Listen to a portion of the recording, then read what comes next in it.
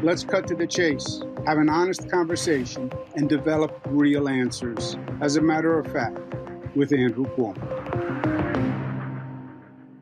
Hello and welcome back to As a Matter of Fact. I'm Andrew Cuomo. And these are very dark days and frightening days where we're seeing some of the worst violence, worst human atrocity that we have seen in generations. What has happened to Israel is nothing short of the worst violence we've seen against the people of Israel since the Holocaust. And it is chilling to the bone. It's almost unimaginable that this could happen today. The taking of hostages, the raping of women, the killing of children. It is just inconceivable. Joining me today to talk about it is Rabbi Shmuley Boteach. Right now, 5 of Rabbi Shmuley's children are living in Israel. He has one son, Yosef, who is currently serving in the army there. And his other son, Mendy, has been called up to the IDF reserves to protect the country. The rabbi is dealing with this on a number of levels, but obviously it's also extraordinarily personal for the rabbi, having his own family fighting this fight. Rabbi, thank you so much for taking the time to be with us today. We can only imagine what you're going through. Please, Rabbi, why don't you start and share your thoughts? Let me first begin, Governor, by telling you this is a time when people speak from the heart. I love you and respect you. You are such a phenomenal friend of my people, the Jewish community. You always have been. I actually miss you. In a position of national leadership, whether it's governor of New York or all the other positions that you served in the cabinet of President Clinton, because you represent a Democratic Party that is so true to its roots. The Democrats recognized Israel first with Harry Truman. They produced great men like your father, who was one of the greatest friends that the Jewish community has ever had in American history, and yourself, of course. You and I first got to know each other when you traveled alone among senior American officials on the 27th of January, 2020.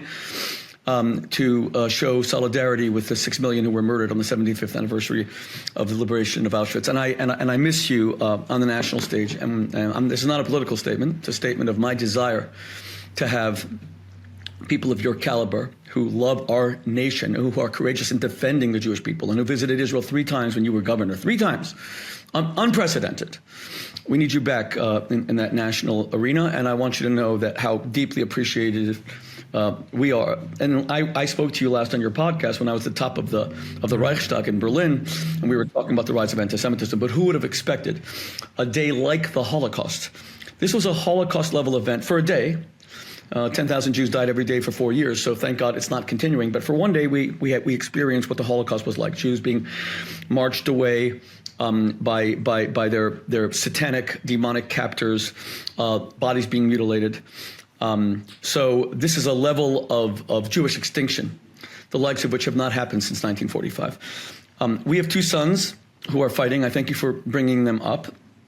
One son, he can't even tell me where he is. He's in an elite combat unit, and we get to speak to him maybe every other day when they let him turn on his phone. And the other son is actually also in an elite combat unit, but he's getting married, God willing, in 12 days. And the Army gives you 8 days off before you get married. So he's actually been given this little respite, which makes him feel very guilty because he wants to be with his unit. But I said to him, focus on your wedding. How does the wedding go? How are my wife and I and our kids going to get to Israel? I want to go to Israel anyway to show my solidarity. But we need to get the whole family there for the wedding, which has been prepared for the past 6 months. We actually had to wait after he got engaged for him to finish his elite combat training. They're both fighting. It's very unnerving. I've never had this experience of having 2 sons at war, let alone the fact that we have 5 children in Israel. Governor, we have a daughter who lives in Fort Lauderdale, Florida. She's married to a rabbi. They service the community of Fort Lauderdale. His parents are from Ashkelon, which is the city, 10 kilometers north of Gaza. First time in 4 years that they were visiting there. And suddenly she woke up to a hellscape on Saturday morning, a hellscape of bombs, barrages. And you have to understand, it was Saturday, Sunday was a Jewish festival. We couldn't talk to them. We were limited by Jewish law. So many of our non-Jewish friends, I happened to be in Brooklyn, New York, at the court of the late Rebbe, where I first met your father. That was the first time I met your father when he sat there stony silenced at the foot of the Rebbe's body when the Rebbe died in 1994. I'll never forget the love and respect your father showed that day. I'll never forget that image. I mean, you come from one of the most pro-Jewish and pro-Israel families in American history, in American public life. So I was there, and we got non-Jews to call our kids and make sure. But I don't think that your viewers, through no fault of their own, are conscious of the degree of trauma that American Jews and parents with IDF soldiers are experiencing right now. You know, Rabbi, first, the reports are almost too hard to believe. You're exactly right. You'd have to go back to the Holocaust. And you've now had generations who were so far removed. People like to deceive themselves and say, well, that could never happen again. That was a different time. People were more advanced. Society has changed. The acts we're talking about, raping women, beheading children, killing children, I mean, this is as ugly, as brutal, as hateful as anything that you could see in a movie. It really is just so incredible, and I am sure it is going to be shocking to an entire generation of Americans and people across the world who like to think that, well, this was no longer possible, and anti-Semitism is exaggerated, and the threats that we talk about are all overblown. This is really a slap in the face of reality and the brutality when we talk about Hamas and Hezbollah and what terrorism really is all about. It's almost too horrific to fully contemplate. And now it's materialized, and materialized in a gross way.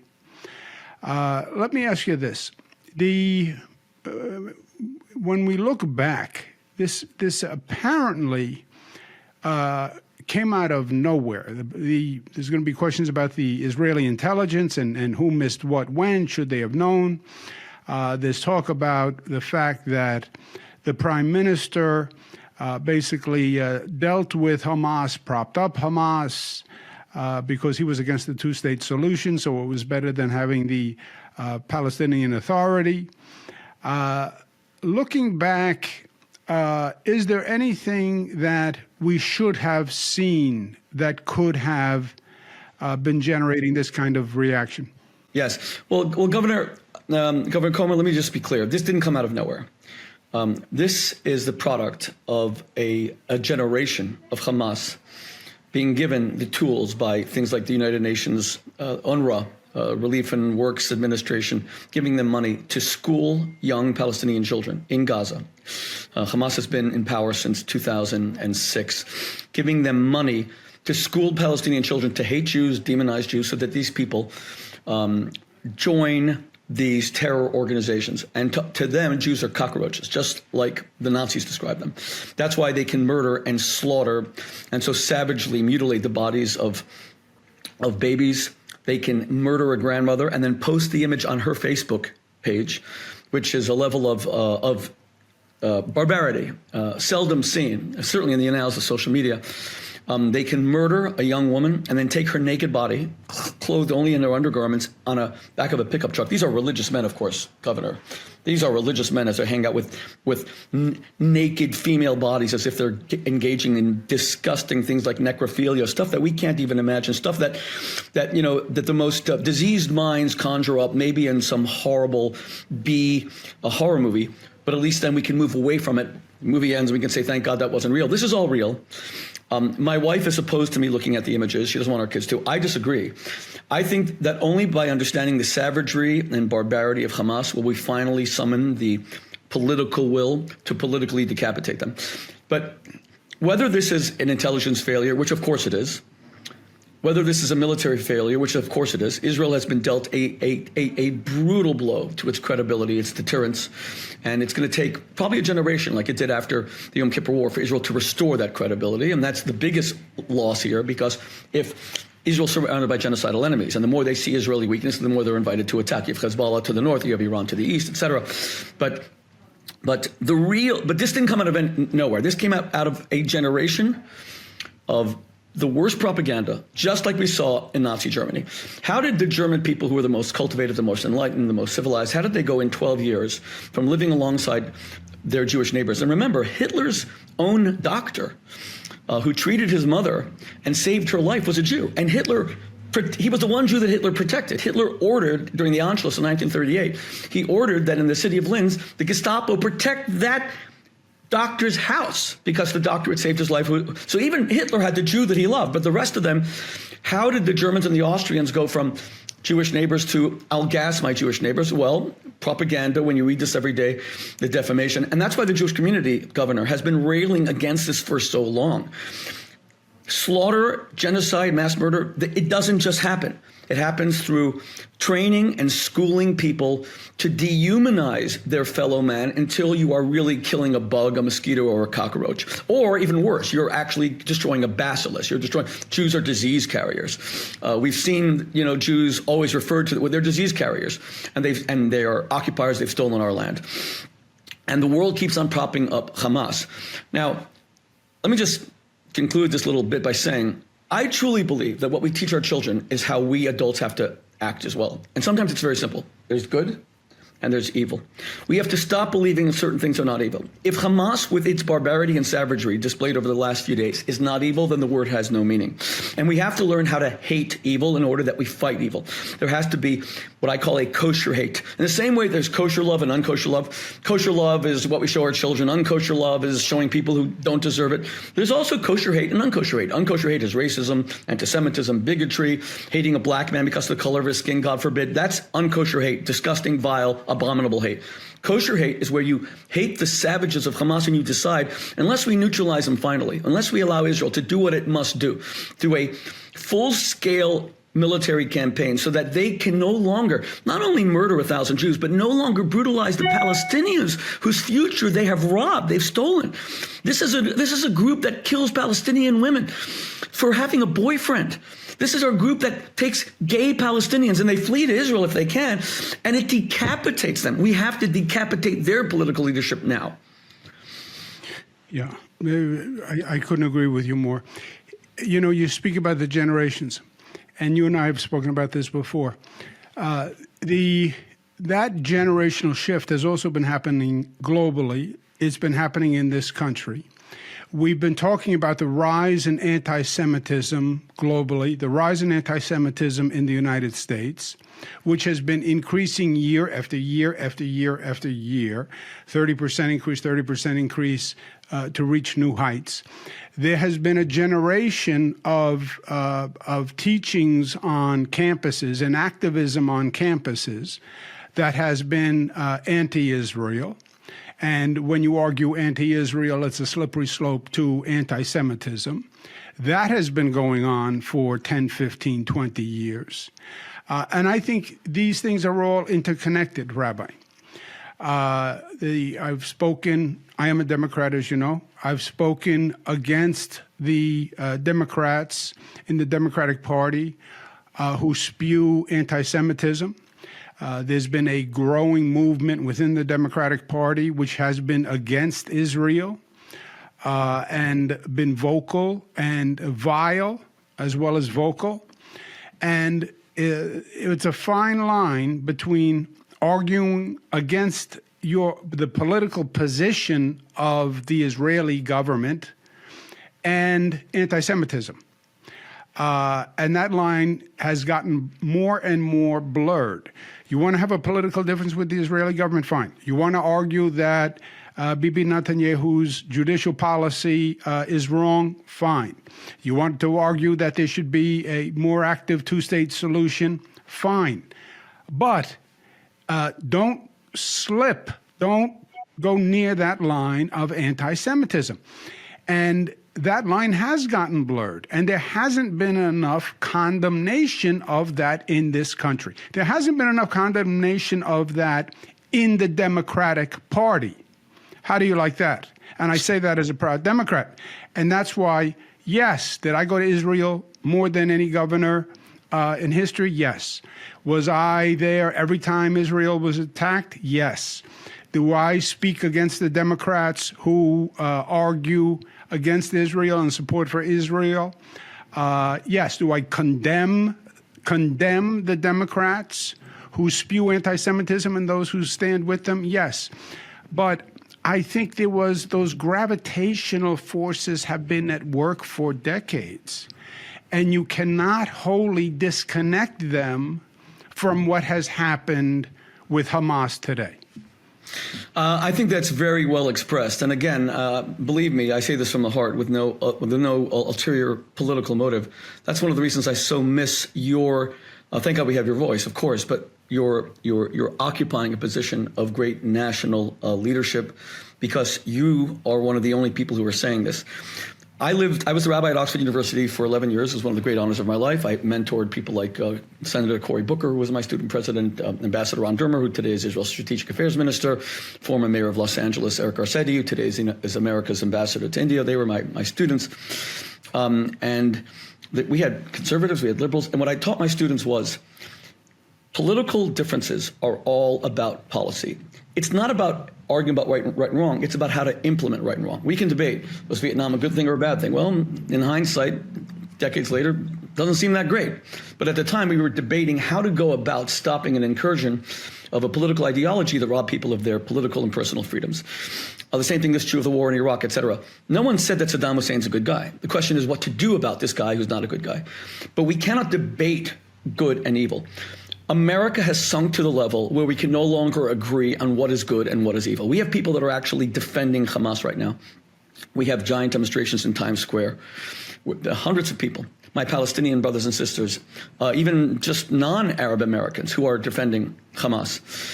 So that's why our political discourse has descended to such a horrible level. And can I say, Governor, if you don't mind, I even say this in terms of your relationship with the Jewish community. You have been one of the greatest friends we ever had. I always felt, where was the gratitude? I tried to always show you gratitude because you earned it. And I'm telling if you're going to be critical of the Democratic Party, I have my own criticisms of my community. We need to stand by our friends.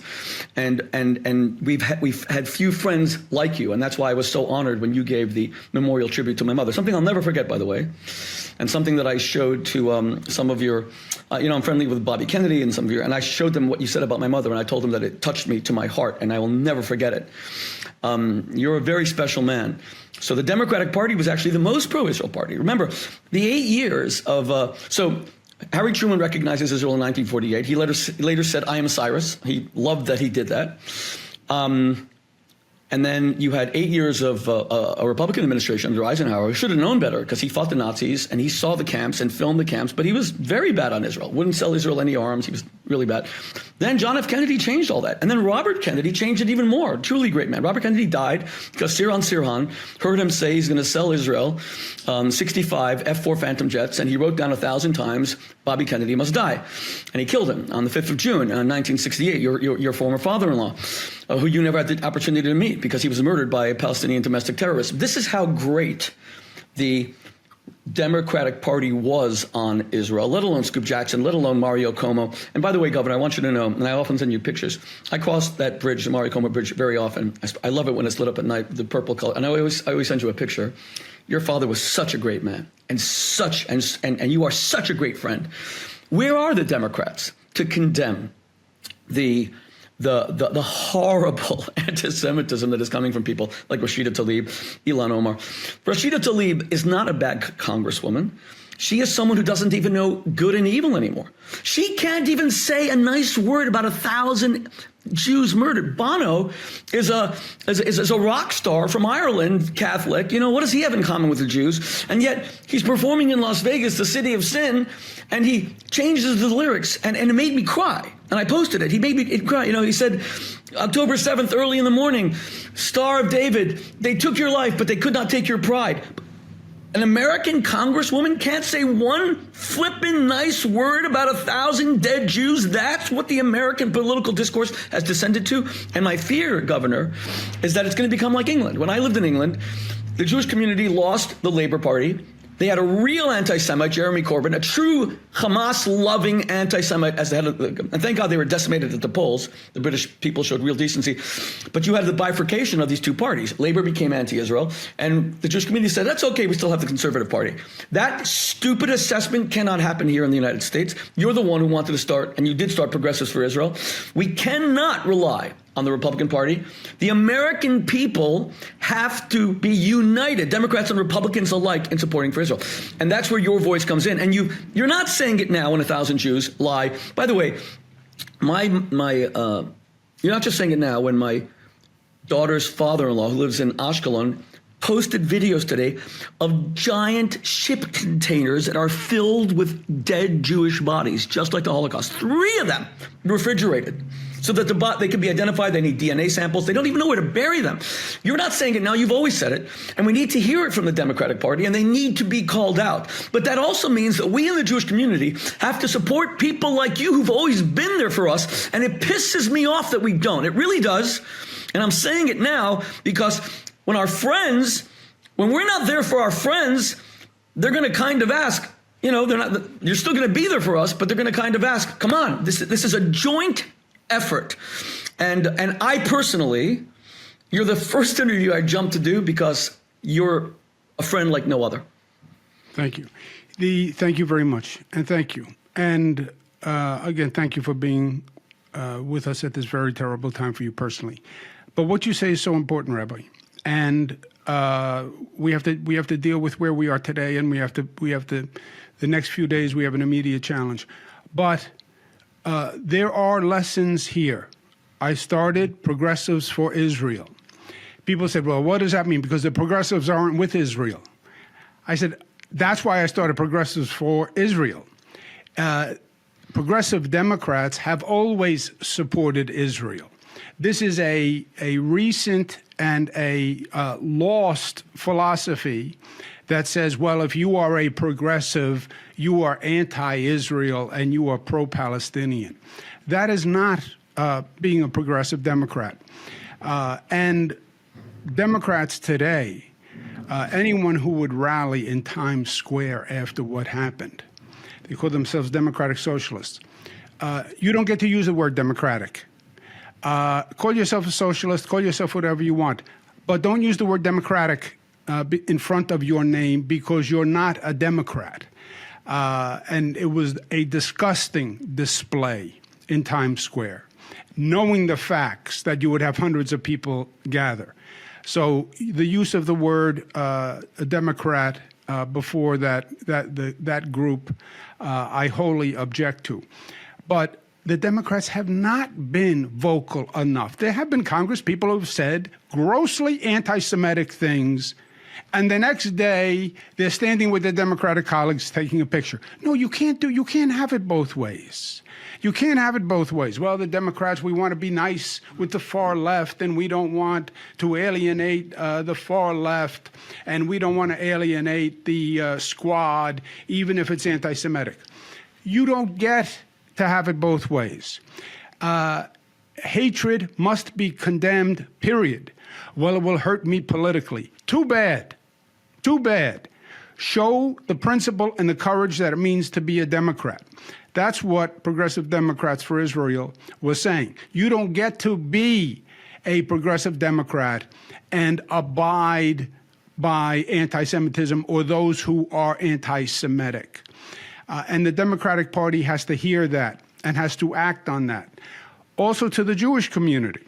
And you know personally how close I am to the Jewish community. My family members are Jewish. The Jewish community has been too silent. The Jewish community has been allowing the Democratic Party to do this and still supporting the Democratic Party. And the Jewish community is one of the strongest supporters of the Democratic Party. You look at the financial records for the Democratic Party, and you see significant financial funding coming from the Jewish community in this country. And I say to them, you should demand more of the Democratic Party. You're giving them your dollars. You should say, I'm going to support you, but I need you to support Israel.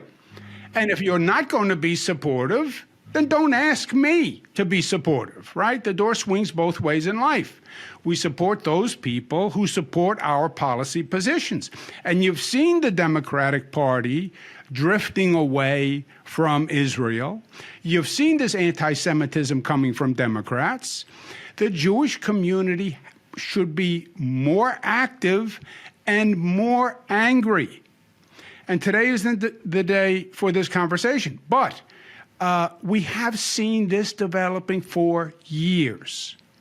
And going forward, it has to be part of the agenda. But we have to get through today. And this is now going to be a very difficult situation. And the taking of the hostages tactically was a move that is going to be very frustrating for Israel, I think. And I think that's what they have to work through.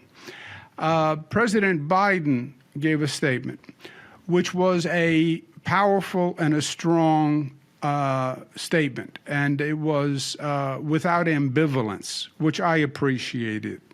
Did you take it the same way, Rabbi? Yeah, of course. President Biden has been exemplary in his stalwart, unflinching support for Israel, especially illuminating the White House with white and blue yesterday. I know you did that for the Jewish community countless times when you were governor, illuminating New York's great landmarks. But those visual symbols, they resonate around the world. A picture's worth 1,000 words. Very powerful. But President Biden did add in his statement today that he's told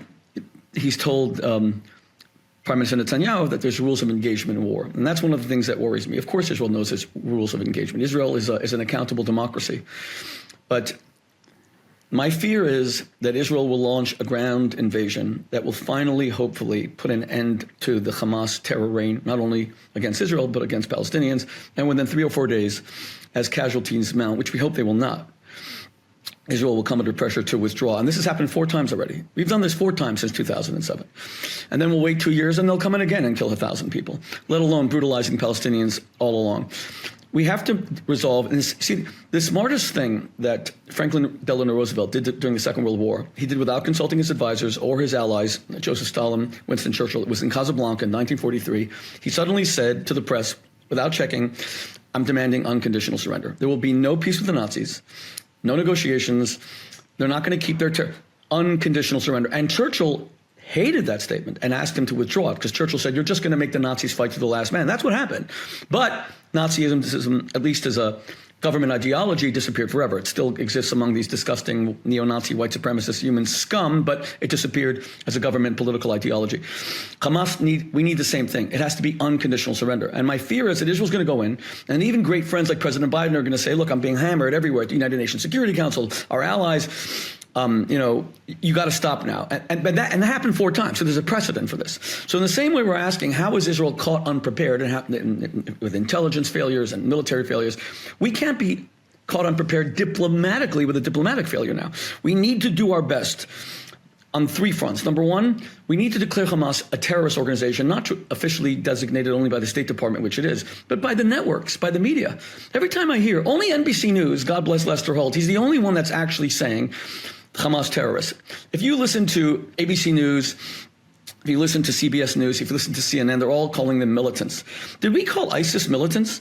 When you decapitate 30 babies, are you a militant or are you a terrorist? That's the first thing. We have to call. Number 2, we have to decide unconditional surrender. Hamas can no longer rule at all in Gaza. If we want a better life for the Palestinians, they have to have free and fair elections where anyone who espouses a Hamas ideology cannot even run for those elections.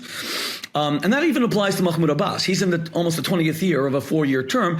The Palestinians will only have better lives with free markets, free press, and free and open government. And finally, we have to recapture and recalibrate our morality. Our morality. I don't know, Rashida Tlaib, Ilan Omar, who are these anti-Semites in the Democratic Party. Really? If you really believe what you're saying, that Israel is the dark side and the Palestinians are, then why don't you live among them? Why don't you go and live in Gaza? Answer, because as a woman, you would never be able to have public office.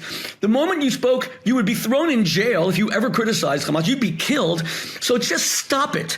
You live in America and you want those same freedoms for the Palestinian people. I don't care if Rashida Tlaib hates Jews, which she does. Ilhan Omar hates Jews, which she does. I care that they hate Arabs. They hate Palestinians. They want them to have miserable lives. Their hatred of Jews is so great that they would prefer Palestinians to continue to suffer under the brutality of Hamas just so that they can continue to condemn Israel.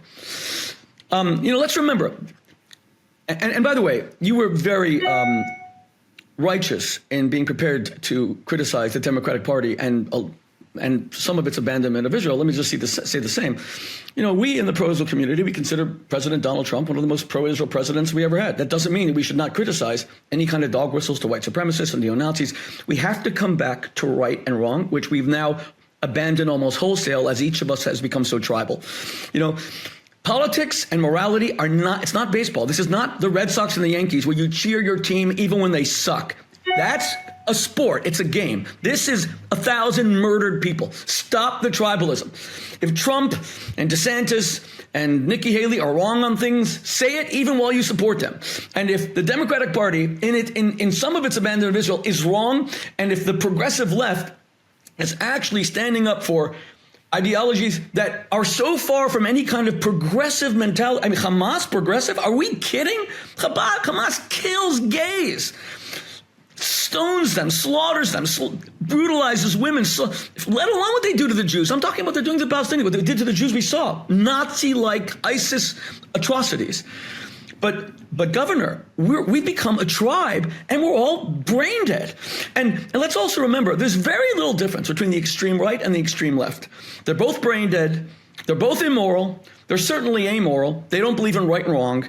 Whether it's the extreme right neo-Nazis who hate Jews or the extreme left progressives who hate Jews or who hate blacks, it's all the same thing. And we saw that with Stalin. Yeah, he fought Hitler for 4 years, and then he created the Cold War, and he killed himself, 35 million people. The extreme left and extreme right are nearly identical. Extremes and fanaticism of any kind are what destroys great nations, and America cannot go down that terrible road. Yeah, Rabbi, very well said. By the way, the progressives, you mentioned the terminology they use. Some of the networks and some of, frankly, the more democratic liberal networks, that they're militants. They're not militants. They are terrorists. At 9/11, they didn't call them militants. Yes. When it happened here. Militants gives them a political credibility that they do not have. There is no moral equivalency between what Hamas has done and a policy position of the Israeli government. And that's what they imply when they say, well, these are militants. They are based on a policy rationale. No, they are killers. They are hateful killers. They are murderers. That's who they are. And that's who, when it was ISIS in this country or Hamas in Israel, it is the same level of hate and evil. And the fact that we call them militants, I believe this goes back to what we were talking about before, where the dialogue among the progressive Democrats over the past decade or so has shifted to, well, I disagree with Israel's policy, and therefore I support the anti-Israel reaction. And this is the epitome of that. I think you're probably right. I think to do what Israel needs to do, they're going to have to find a way to protect hostages or get the hostages back. But now is the moment to cut the head off the snake, which is Hamas. I think you're right. There's going to be pressure because you'll have those groups that were in Times Square starting back right away. Oh, look how brutal Israel is in quote unquote retaliation. By the way, it's not retaliation. It's not retaliation. The country is being attacked. They are trying to kill me. I am not retaliating when I try to kill a person who is killing me. That's called self-defense, right? Absolutely. That's not retaliation. The rockets are still coming from Gaza to Israel. well, Israel is going to retaliate. Big bad Israel is going to retaliate against this small Palestinian state. No, it's not retaliation. Even the terminology defeats us. Israel needs to defend itself. To defend itself, it must kill evil at its root, at the source. That is going to be the task that lies ahead of us. I think you're right. You will have voices saying in the coming days, okay, that's enough. Let's go back, and the moment is over. And that would be a terrible mistake, because you cannot allow evil to exist. If you allow evil to exist, evil will grow. We know who supports Hamas. We know who supports Hezbollah. We give Iran $6 billion. You know that Iran is funding Hamas. You know where the money is coming from. And yet we have this silent inactivism that has been enabling.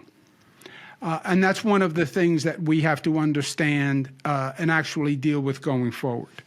Exactly, Governor. And let's face it, yes, President Biden has been amazing in showing unwavering support for Israel, but he did just give 3 weeks ago $6 billion, $1 billion per hostage to Iran. And we want hostages released, of course, but only a fool would say that there's absolutely no connection between Hamas, who's funded by Iran, seeing that they got $1 billion per hostage and then taking 130 hostages. The hostages now complicate everything. Israel has a love for life. America has a love for life. And how will Israel go about this military incursion, knowing that Hamas will keep their threat? They will decapitate people like ISIS did on TV, and they'll post it because they're savages. They are monsters. They are animals. We shouldn't call them animals. Animals are amoral. These are fiends. They are evil, and we have to agree, right and left, progressive and conservative, Republican, Democrat, American and non-American, every religion, agnostics, atheists, that there is right and wrong. And right is those who value life, and wrong are those who demean it and even take bodies and desecrate them. And Governor, let me just say one final time, I'm so grateful for your friendship, for your support. I have deep affection for you. I have deep respect for you. You have always been there for my community and my people, and we will never, ever, ever forget it, both you and your great, illustrious father, and God bless you. Thank you. Well, Rabbi, as you would probably guess, I actually wanted to go to Israel now and stand in solidarity. My brother Chris went, and he's there doing reporting. And I'm proud of him because his presence is there as a reporter. But just to know that he went is something I feel good about. I wish I could be there, but I am there in spirit. We're going to have to get through the moment. This moment is going to be weeks, not minutes. And first order of business is root out evil. And then we have to get back to talking about the larger forces that have been at work for decades that we have not addressed, and the silence that we have allowed to exist when we should have been speaking faster, louder, and with more power at these intrusions that we saw growing, on the anti-Semitism we saw growing, the hate we saw growing in society, and also in the Democratic Party. I'll say it again. Rabbi, first, we love you. We love your family. Our thoughts are with you. Our thoughts are with your sons. Thank you, Governor. Thanks God, everybody is going to be good. Thank you, Governor. And please find whatever peace you can to get you through these horrific days, and I'll see you soon. Thank you for being with me. And I know your brother Chris very well. Please tell him we wish him that he's safe. He's a very special man. He's been a friend of mine for a very long time. God bless you, Governor. Thank you. Thank you, Rabbi. Thank you. Bye.